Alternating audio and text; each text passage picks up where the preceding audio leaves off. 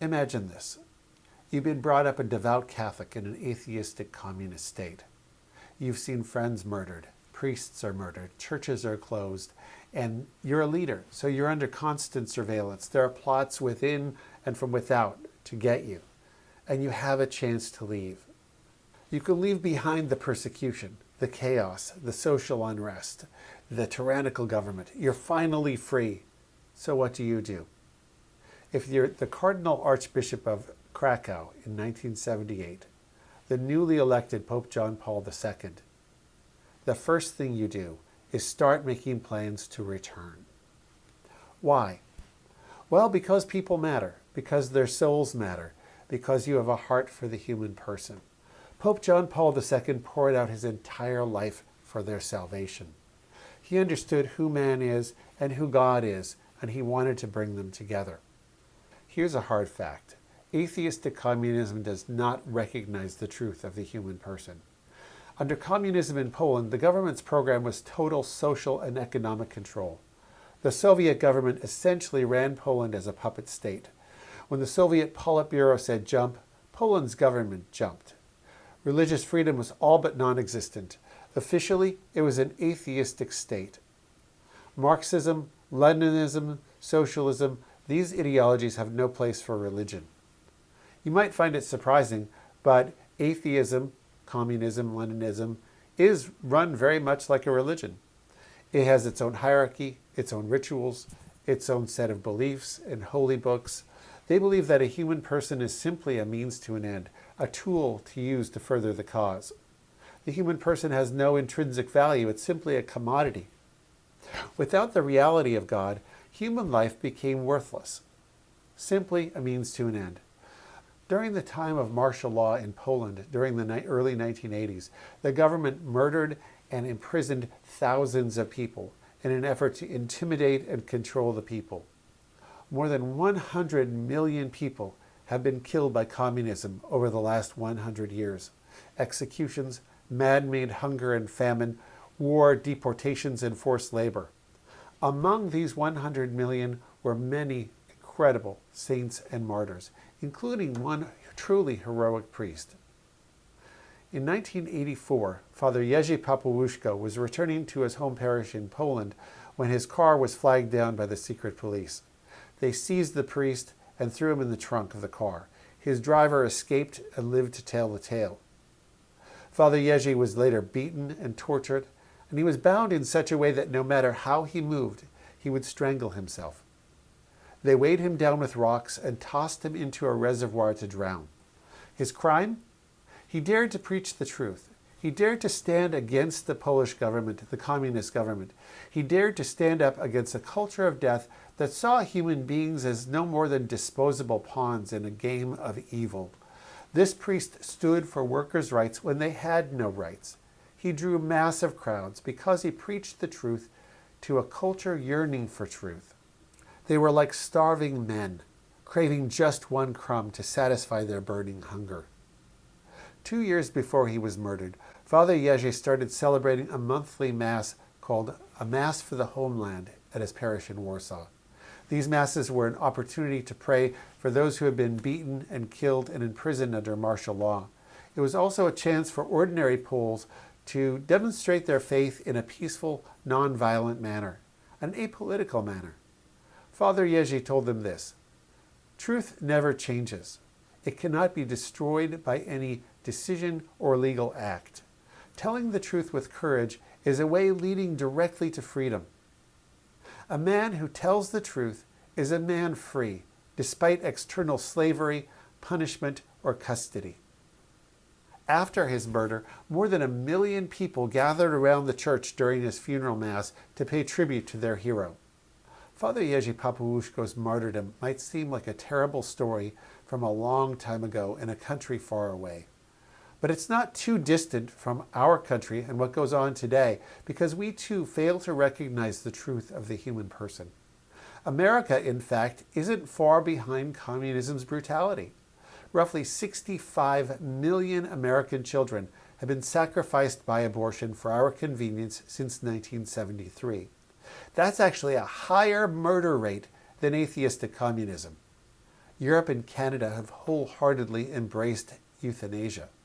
The New York State government placed COVID patients in nursing homes, killing thousands this past summer, and thousands more rioted in the streets of America. There's great unrest in our country, and much of it stirred up by those who have embraced a culture of death.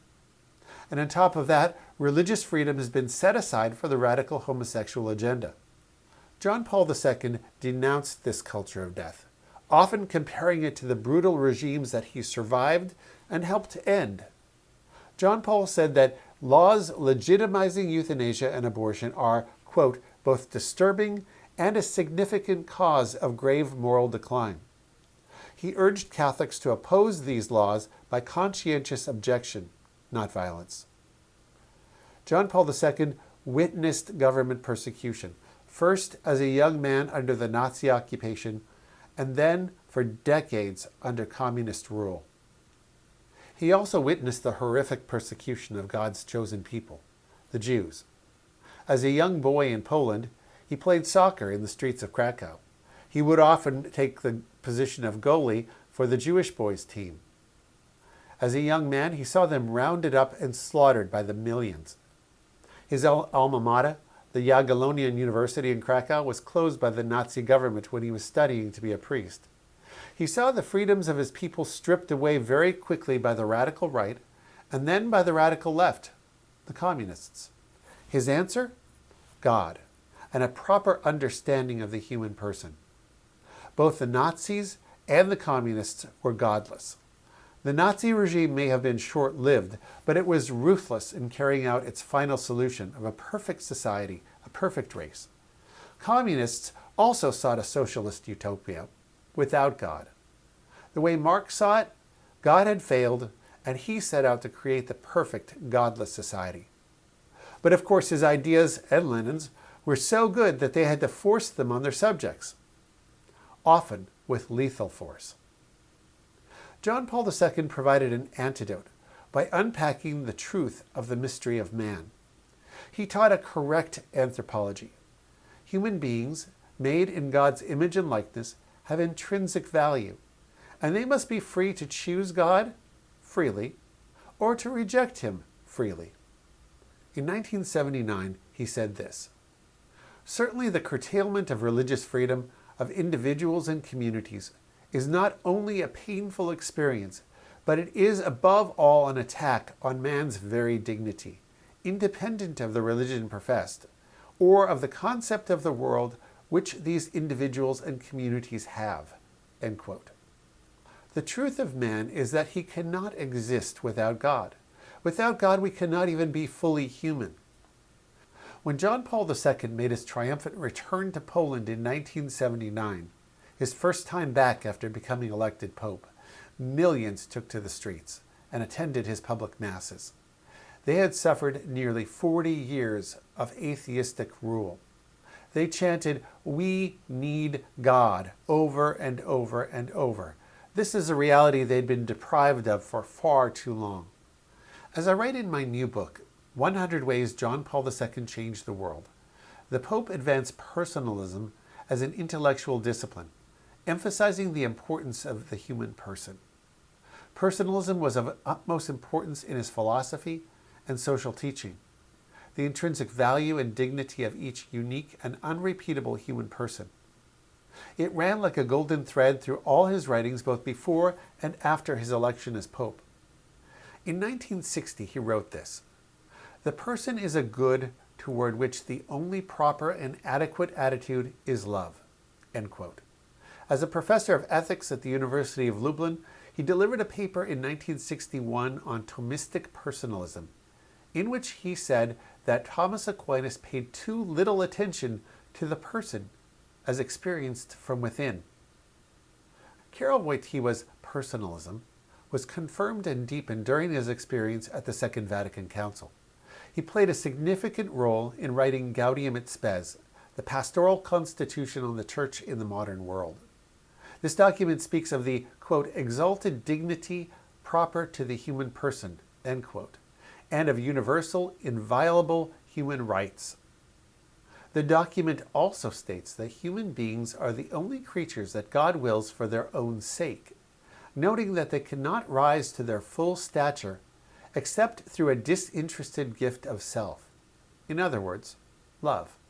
The brutality of the 20th century, rife with war and genocide, John Paul argued, quote, was due to an unwillingness to recognize the inherent value of the human person, who is made in the image and likeness of God, who confers upon it inalienable rights that can be neither bestowed nor withdrawn by any human power, end quote.